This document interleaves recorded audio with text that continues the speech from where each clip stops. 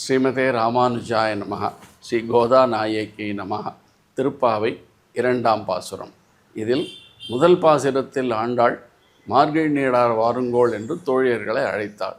ஆனால் இந்த பாசுரத்தில் எப்படி அதை அந்த விரதத்தை அனுசந்திக்க வேண்டும் என்ற நியமங்களை இந்த பாட்டில் ஆண்டாள் கூறுகிறாள்.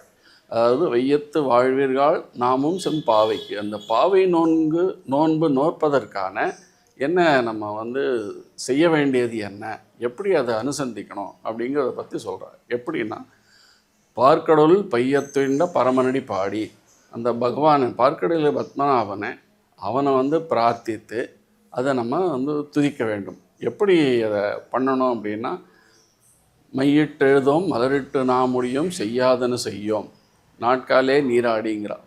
பொழுதோடு எழுந்து நீராடி அந்த பகவானுடைய சேவிக்கிறதுக்கு தனக்கு உண்டான அலங்காரம்னா எதுவுமே பண்ணிக்கக்கூடாது.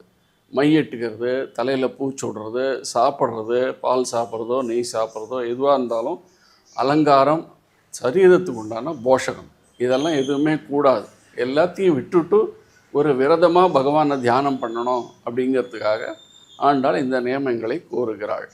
மேலும் ஐயமும் பிச்சையும் ஆந்தனையும் கைகாட்டி நாம் என்ன தர்மங்கள் செய்ய வேணும் அப்படிங்கிறதையும் ஆண்டாள் காட்டுகிறாள்.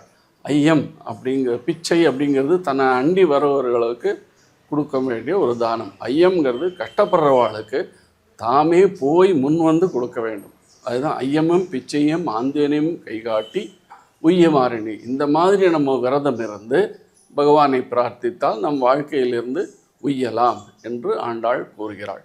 மேலும் ஆண்டாளை பிரார்த்திப்போம். ஸ்ரீ ஆண்டாள் திருவடிகளை சரணம்.